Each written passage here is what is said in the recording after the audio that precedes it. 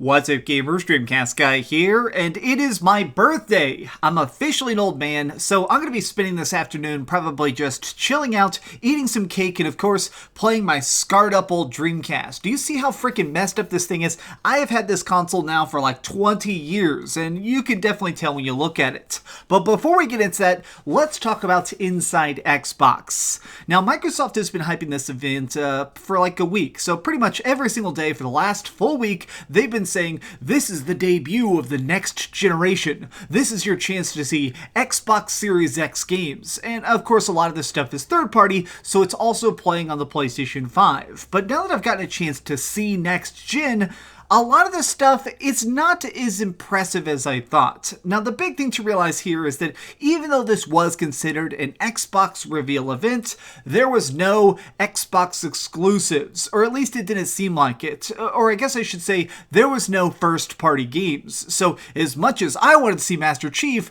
they said directly, you're not going to be seeing Master Chief until July. So it's going to be a very quiet June before we see the Green Man in armor again. But what we did see today was a lot of stuff that I think has a lot of promise. Some of the stuff, I'll just be frank, some of the games we saw today, they look kind of sucky. But some of this stuff has me so freaking hyped, I'm losing my dang mind. Let's start off with what I consider the coolest game they showed today by far, which was The Medium. Now, let's just kind of say this right at the start.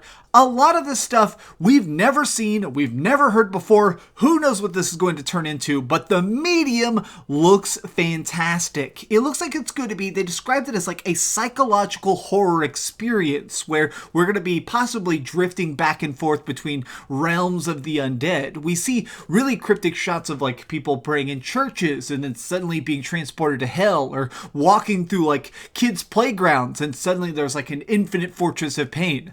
The Medium, 100%, this looks like somebody is trying to make their own version of Silent Hill, and I am so down for it. To the point at which they flat out said, there was like a director interview afterward, and they straight up said, yeah, we went ahead and got the guy who did the music for Silent Hill. They're just straight up saying, yeah, that's right, we're making Silent Hill. And I am on board with it. Now, this is probably coming to all systems, and definitely it certainly has my attention. Now, another game that just kind of surprised me was one that was called Second Extinction. Second Extinction, as soon as it started, I was like, okay, so it's another one of those games where the Earth is destroyed and mankind lives up in orbit, except for the fun twist that we're apparently playing as a squad of special agents who has to come down to the surface and help bring the landmass back by fighting dinosaurs. 100%, this looks like a mix of Left 4 Dead and Dino Crisis. Left 4 Dead and Dino Crisis, two games that I never thought would mix,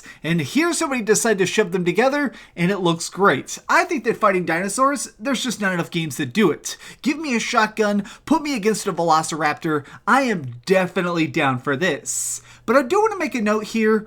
You're probably already saying, how are these games next gen? This, I feel like, is an important thing to address because we're in a weird spot. The next generation is definitely going to be the fastest visuals, it's going to have the best frame rates, it's going to have instantaneous load times, but if you actually just look at the visual fidelity of a lot of these games, they're not game-changing. Nothing here looks like such a giant leap. I mean, let's face facts, each console generation, things do look better, even if in tiny ways. Like, let's just say it, like, obviously going from the Dreamcast to the PlayStation 3, that was a pretty giant leap. I mean, it makes sense that you see things getting bigger and better and more polished as technology advances. This generation, I think that a lot of this stuff is going to basically just look like Xbox games. I think it'll still just look like PlayStation 4 games, but with a little bit higher resolution. The more I see of the next generation, the more I'm kind of just thinking that this next one, it's going to be a little bit quiet. Now, I want to just kind of speed through some of these other games they showed. There was a lot of stuff in this presentation that was almost kind of just like tech demos. They're games that didn't give us any hint as to what they're they're about, how they're going to play, or even if this is like actually part of the final project. But one was like Scorn. Scorn looked like a mix of like Aliens, to the point at which I thought that it might be like an Aliens Isolation sequel, but it had such an haunting look to it. I kind of like the H.R. Geiger artistic style of it.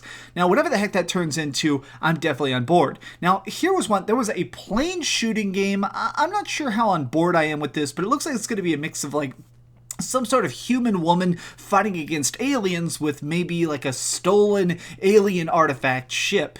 Graphically, this one does look pretty good. I think that they're going to have some great particle effects and crazy explosions, and of course, hopefully, some lightning-fast gameplay. But I'll be honest, I don't know what this name is. Is it Chorvis or is it Chorus and the U is just a fancy V? That's the problem. I just watched this. Now, one of the games that looked the very best of this entire freaking thing was certainly Vampire the Masquerade Bloodlines 2. Now, I've actually grown up playing the Vampire the Masquerade tabletop. It's like Dungeons and Dragons, and one of the reasons that game worked was because you could be any kind of vampire. You could be an evil vampire, you could be a happy vampire, you could be a vampire that could go out in the sunlight. I mean, there were a lot of options as to how you could play that game, and it looks like they are fully encapsulating that once again in the newest Vampire the Masquerade game. Now, what I like about this is that it is haunting. We see these vampires fighting against other gangs. We see them drinking blood. We see a woman seducing a man in a nightclub just to treat him like a freaking Hot Pocket. But more than that, I enjoy the fact that they had this really creepy serial killer vampire. I don't know, it looks like they're going to try and finally show us the depths of depravity. I am a huge fan of horror. I am obsessed with horror games, and I'm very excited just to see where this is going. How dark will they go? And if this is going to be more scary or more actiony. No matter what, I'm buying this game day freaking one. I'm a Vampire Masquerade fan, so this looks like it is going to be exactly what the heck fans wanted. Unfortunately, after they revealed this, I feel like the next couple games kind of sucked. They were things that to me just didn't seem super original. One of them was like this first-person puzzle game called Call of the Sea, and Call of the Sea, it looks like just your standard little quirky adventure. You're going to be poking at different puzzles, you're going to be trying to advance and solve the mystery of the island. Okay, that's great. The next one, though, I did think that it was a little bit interesting. There was a game that was called the Ascent. Now, in the initial trailer, when it started, it looked like it was going to be maybe like a first-person, kind of an indie version of Cyberpunk or something, but instead, it turned out to be a twin-stick shooter, but with actual plot. Now, I'm a big fan of twin-stick shooters, but even I will admit that the genre of twin-stick, the main problem it has is that they are about gameplay more than story. A lot of times they have such a paper-thin reasoning for why they even exist. This one seems like it's going to have actual writing, voice acting, some plot. It's going to have motivations in it to give you a reason to enjoy that twin-stick running and gunning. Okay, I've been saving the very best for last. Brace yourselves because I'm about to completely fanboy. Yakuza. Freaking Yakuza. Yakuza. Now, we knew that there was another Yakuza game coming. It actually already dropped in Japan and people have been playing it and loving it a bunch, but we had not had an official talk about a Western release date.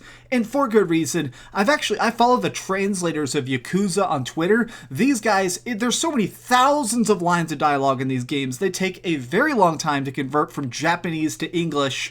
But we finally got our first look at Yakuza. Now, what makes this newest game completely different is two major things, which is that Kiryu, the original hero, he's gone. He's decided to retire, and now a new guy is going to be taking over the franchise. And okay, so he looks like a badass. More than that, though, the game is going to be more RPG focused. It's actually going to have turn-based combat. It's going to have the ability to do giant summons and stuff.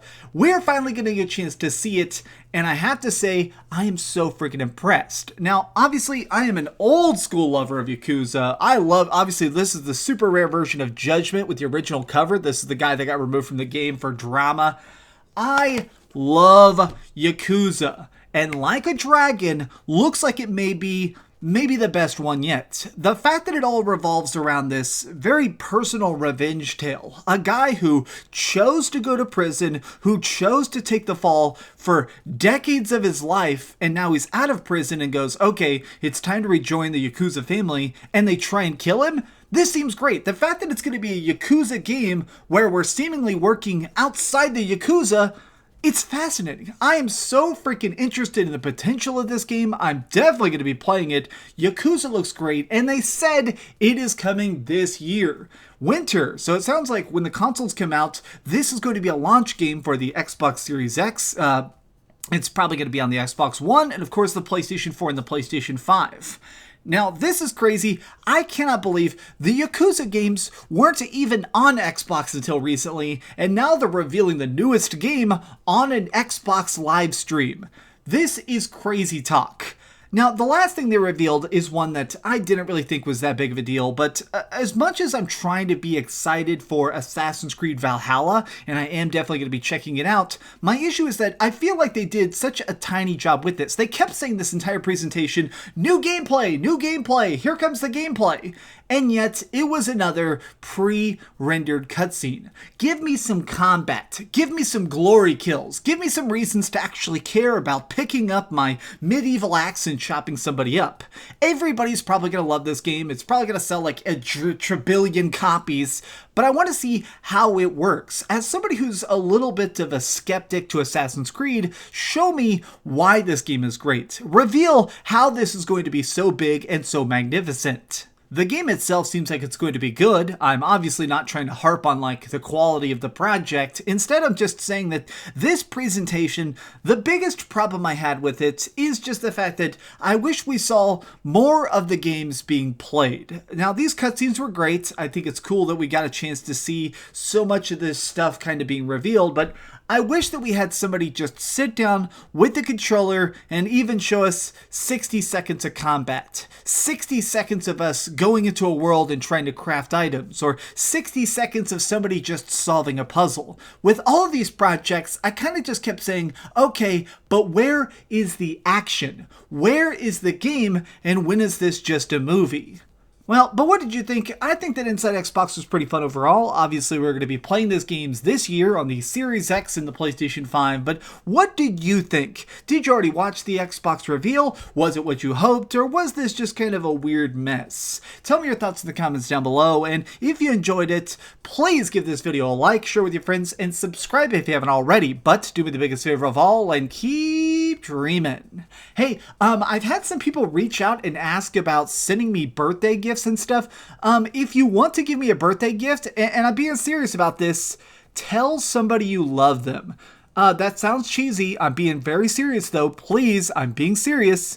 Whether it's a family member, a friend, somebody you're like dating, tell somebody you love them. This isolation stuff is rough. Spending my birthday here in the office is okay, and I'm glad I can play some games, but I think we need to realize that love is what's going to get us through all this. And seriously, I love you guys.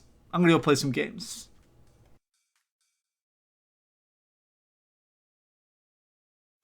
Thanks so much for watching that video. If you want to see something else, you can always click this link to see what I put up last, or, subscribe and see what's coming up next. Also, I promise that whatever I do, it'll try not to suck.